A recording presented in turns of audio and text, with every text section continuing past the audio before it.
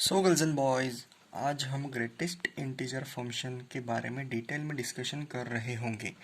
तो इसके ग्राफ से लेकर इसके डोमेन और रेंज तक हम डिस्कस कर रहे होंगे इस सेशन में।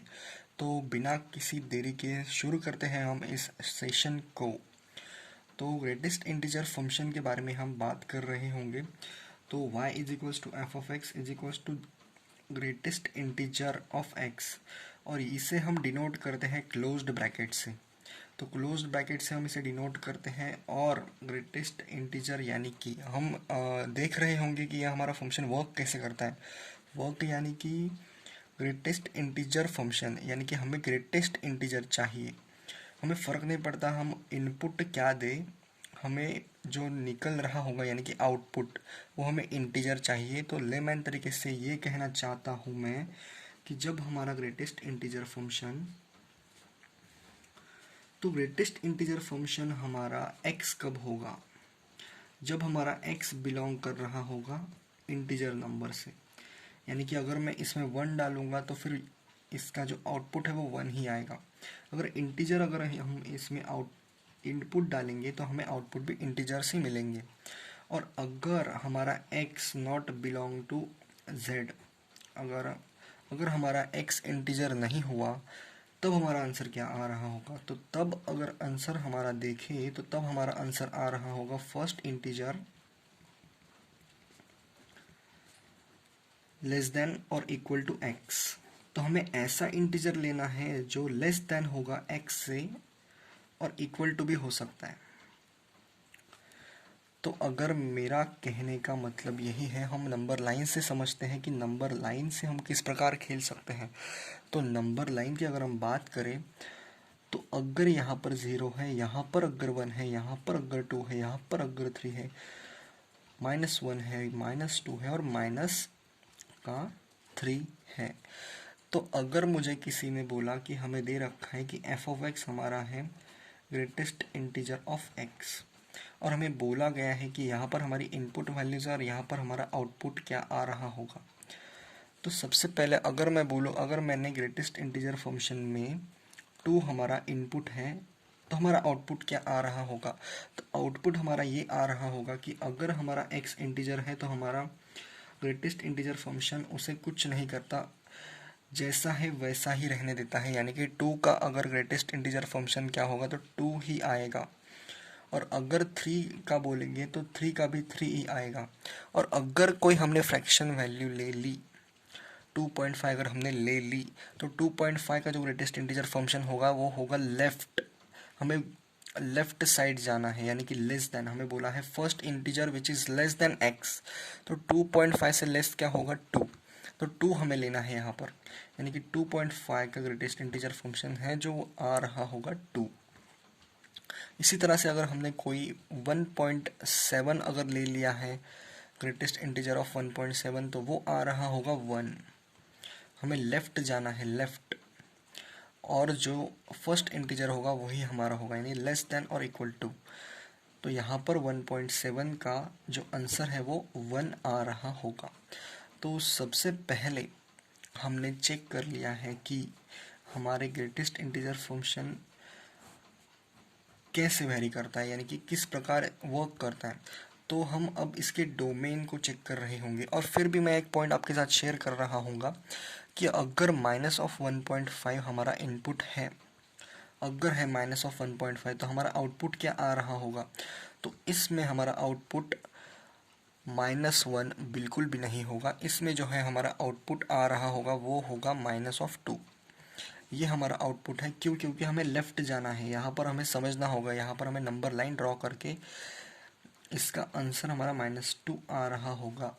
तो हमें यहाँ पर नंबर लाइन ड्रॉ करके हमें लेफ़्ट जाना है। क्यों? क्योंकि नियरेस्ट इंटीजर 1.5 का जो नियरेस्ट इंटीजर है वो -2 है, ना कि -1। हमें लेफ़्ट जाना है, नंबर लाइन में हमें लेफ़्ट जाना है। ये आप कान खोल के सुन लो। और जब हम इसके डोमेन की अगर हम बात करें, domain of greatest integer function, domain यानी कि इनपुट हम क्या क्या डाल सकते हैं। सो डोमेन की अगर हम बात करें तो यहाँ पर आएंगे आपके ऑल रियल नंबर्स। हम रियल नंबर्स ऑल डाल सकते हैं। और अगर हम रेंज की अगर हम बात करें, सो रेंज की अगर हम बात करें तो यहाँ पर रेंज मतलब होता है आउटपुट, रेंज ऑफ GIF यानी कि ग्रेटेस्ट इंटीजर फंक्शन। तो रेंज हमारी आ रही होगी ऑल इंटीजर नंबर्स, यानी कि हम ऑल रियल नंबर्स डाल सकते हैं लेकिन हमें इंटीजर ही वहाँ पर मिल रहे होंगे। यही हमारा ग्रेटेस्ट इंटीजर फंक्शन है और इसी तरह से ये वर्क करता है। तो हम अगर इसके ग्राफ को देख रहे होंगे तो बहुत अच्छी बात होगी। तो चलिए हम ग्राफ को देखते हैं। सो मैं फिर से एक बार आपको समझा देता हूँ कि ग्रेटेस्ट इंटीजर फंक्शन को हम किस तरीके से हैंडल, यानी कि किस तरीके से अप्लाई कर रहे होंगे। अप्लाई हम इस तरीके से कर सकते हैं, अगर आपको डेसिमल यानी कि 2.5 हमारी डेसिमल वैल्यू यानी कि फ्रैक्शन वैल्यू है, अगर फ्रैक्शन वैल्यू का हमें ग्रेटेस्ट इंटीजर फंक्शन निकालना है तो हमें जाना होगा लेफ़्ट साइड, नंबर लाइन में हमें लेफ़्ट साइड जाना होगा और जो फर्स्ट यानी नियरेस्ट इंटीजर नंबर है वही हमारा होगा आंसर। तो इसी प्रकार आप ग्रेटेस्ट इंटीजर फंक्शन को अप्लाई कर सकते हो और आगे हम इनके क्वेश्चंस को देख रहे होंगे और अब हम इसके ग्राफ को देख रहे हैं। सो गर्ल्स एंड बॉयज़, आप सभी को ग्रेटेस्ट इंटीजर फंक्शन का ग्राफ पता होगा, लेकिन मैं आपको सिखा रहा हूँगा कि इसका ग्राफ हम किस तरीके से निकालते हैं। तो सबसे पहले हम ग्रेटेस्ट इंटीजर ऑफ एक्स को इस तरीके से हम समझ रहे होंगे, यानी कि मैं बोल सकता हूँ कि एक बात मैं आपसे पूछ रहा हूँगा कि हमारा जो ग्रेटेस्ट इंटीजर का जो ग्राफ है हम इसे किस तरीके से निकाल सकते हैं। तो हम सीख रहे हैं कि अगर, तो क्या मैं बोल सकता हूँ आपको कि -2 से लेके 3, -2 से लेके 3 ग्रेटेस्ट इंटीजर ऑफ एक्स क्या आता है। मुझे आप बता सकते हैं कि -2 से लेके 3 तक हमारा जो ग्रेटेस्ट इंटीजर ऑफ एक्स क्या आ रहा होगा। तो हम नंबर लाइन से इसको बता सकते हैं कि नंबर लाइन में यहाँ पर ड्रॉ कर रहा हूँगा 0 1 2 3, 1 -1 -2 -3। तो 2 से लेके 3 अगर हम जा रहे हैं तो यहाँ पर अगर हम 2.5 ले तब भी हमारा आंसर 2 ही आ रहा होगा, यानी कि इस केस में जो है हमारा आंसर 2 आ रहा होगा। अगर मैं बोलूँ कि 1 से लेके अगर आप 2 जा रहे हो तो आपके ग्रेटेस्ट इंटीजर ऑफ एक्स का वैल्यू क्या आ रहा होगा। तो 1 से लेके अगर हम 2 जाए तो कोई भी पॉइंट ले, हम 1.7 ले सकते हैं तो हमारा आंसर 1 ही आ रहा होगा, क्योंकि हमें लेफ़्ट साइड जाना होता है। तो इस केस में भी हमारा 2 आया था और इस केस में भी हमारा 1 आ रहा है। और क्या मैं बोल सकता हूँ हम 0 से लेके 1 के बीच में अगर चेक कर रहे हैं तो 0 से लेके 1 के बीच में अगर हम चेक कर रहे हैं तो 0.1 पे चेक कर सकते हैं, तो वो हमारा आंसर आ रहा होगा 0। तो इस केस में भी हमारा आंसर आ रहा होगा 0। और अगर मैं बोलूँ आपसे कि आप -2 से लेके -1 तक अगर आप चेक कर रहे हो तो क्या आ रहा होगा आपका आंसर। तो -2 से लेके अगर यानी कि -1.5 पर अगर हम चेक कर रहे होंगे, -1.5 पर अगर हम चेक कर रहे होंगे तो ये हमारा आंसर आ रहा होगा -2। तो इस केस में -2 आ रहा है। और -1 से लेके अगर मैं बोलूँ आप 0 अगर आप चेक कर रहे हो, -1 से लेके 0, तो इस केस में आपका आंसर -1 आ रहा होगा, क्योंकि हमें लेफ़्ट साइड जाना होता है। ग्रेटेस्ट इंटीजर ऑफ फंक्शन की यही प्रॉपर्टी है कि अगर हमें लेफ़्ट साइड जाना होता है। और अगर हम बात करें 0 की तो 0 हमारा आ चुका है, तो हम इसे प्लॉट कर सकते हैं। इन 5 इक्वेशंस को हम प्लॉट कर सकते हैं इस ग्राफ पर। तो हम इसे प्लॉट कर रहे होंगे अब भी, तो देख सकते हैं हम। तो क्या मैं बोल सकता हूँ कि 1 से लेके 2 के बीच में, यानी कि 0 से लेके 1 के बीच में, 0 से लेके 1 के बीच में जो हमारा ग्रेटेस्ट इंटीजर ऑफ एक्स का वैल्यू है वो हमारा 0 आता है।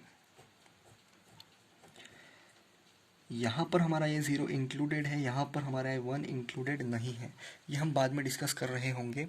और बाद में जो है हमारा 1 से लेके 2 तक अगर हम डिस्कस करेंगे तो 1 से लेके 2 तक हमारा जो ग्रेटेस्ट इंटीजर ऑफ x है इसका वैल्यू 1 आता है। 1 से लेके 2 तक अगर हम डिस्कस करेंगे तो इसका वैल्यू हमारा आता है 1। तो कुछ इस प्रकार।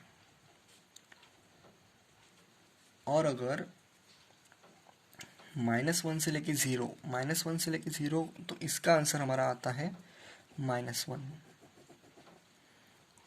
यहाँ पर ये हमारा -1 इंक्लूडेड है और ये हमारा 0 इंक्लूडेड नहीं है। और जब हम -2 से लेके -1 तक अगर हम डिस्कस करते हैं तो ग्रेटेस्ट इंटीजर ऑफ x की जो वैल्यू आती है वो हमारे -2 आती है।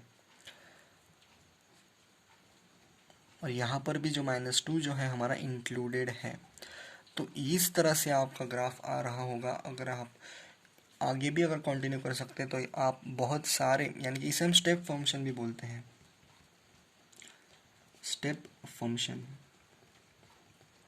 यानी कि CDO जैसा दिख रहा है ना ये कुछ, तो इसे हम स्टेप फंक्शन भी बोलते हैं।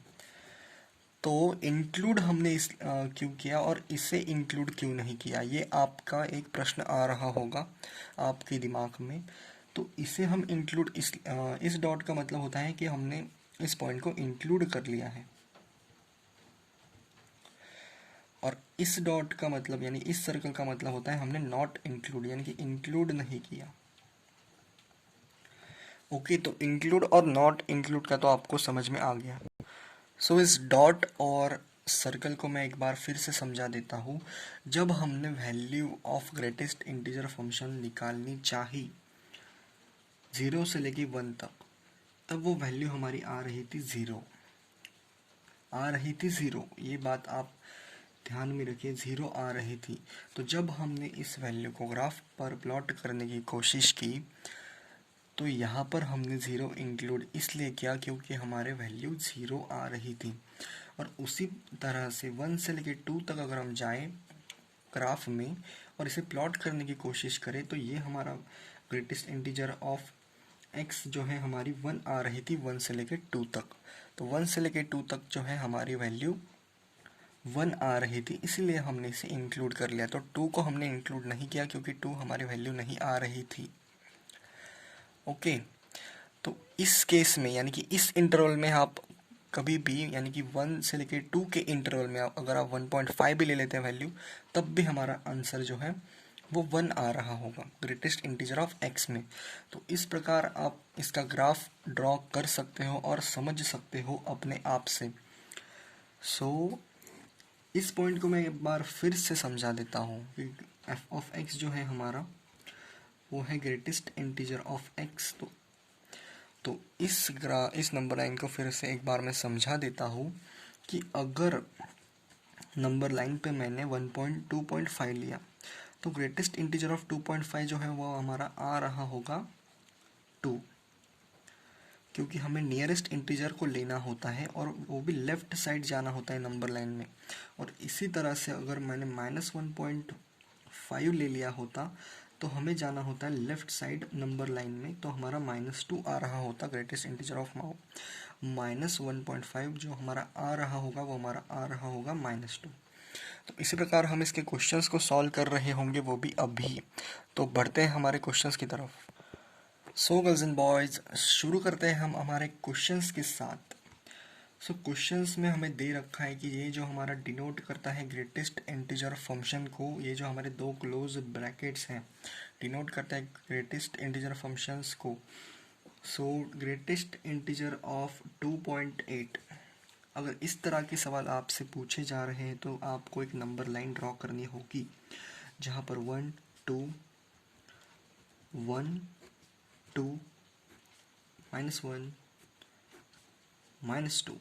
और अगर यहाँ पर 2.8 यानी कि ये यहाँ पर है तो हमें पता है इसका आंसर आ रहा होगा 2।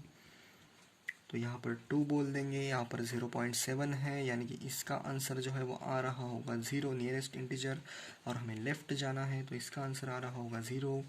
इसी तरह से 0.2 का आंसर 0 आ रहा होगा। इसी तरह से -1.7 का जो आंसर है वो आंसर आ रहा होगा -2। -2 का तो -2 आता ही है। और √3 की अगर हम बात करें, √3 की रूट 3 की जो वैल्यू है वो आती है 1.732 और रूट 2 की अगर हम बात करें तो वो आती है 1.432। तो अगर 1.7 है तो हमें पता है कि अगर 1.7 है तो वो हमारा आंसर आ रहा होगा ग्रेटेस्ट इंटीजर ऑफ 1.7 1। तो इसका आंसर 1 आ रहा होगा और 1.4 तो यहाँ पर ही होगा, तो इसका भी आंसर 1 आ रहा होगा। तो इसी के साथ हम बढ़ते हैं हमारे अगले क्वेश्चन की तरफ, जो कि है हमें इंटरवल फाइंड करना है। तो क्या आप इस क्वेश्चन को सॉल्व कर सकते हैं बड़े आसानी से? तो मुझे एक बात बताना, ग्रेटेस्ट इंटीजर ऑफ, इसका ग्रेटेस्ट इंटीजर 3 दे रखा है, तो हमें 3 कब आता है, तो किस इंटरवल में 3 आता है? तो हमें पता है कि अगर हमारी वैल्यू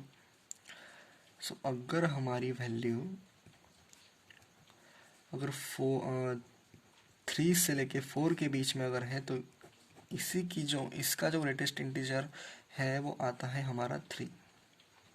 3 से लेके अगर 4 के बीच में है, 3 से लेकर 4 के बीच में है, तो इसी की जो हमारी ग्रेटेस्ट इंटीजर ऑफ तो हमारी आती है 3।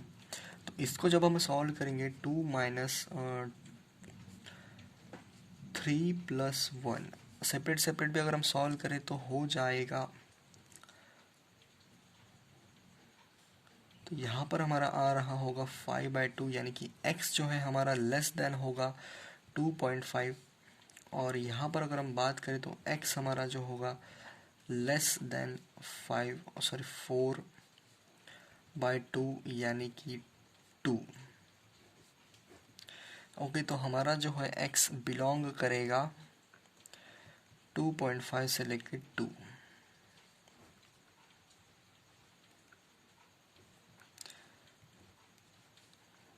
x हमारा बिलोंग करेगा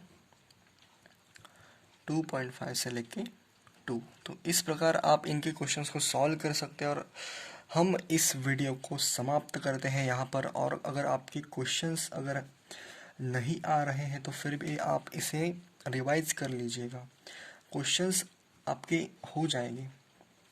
तो अगर आपको ये वीडियो अच्छी लगी हो तो आप मुझे बता सकते हैं कमेंट सेक्शन में।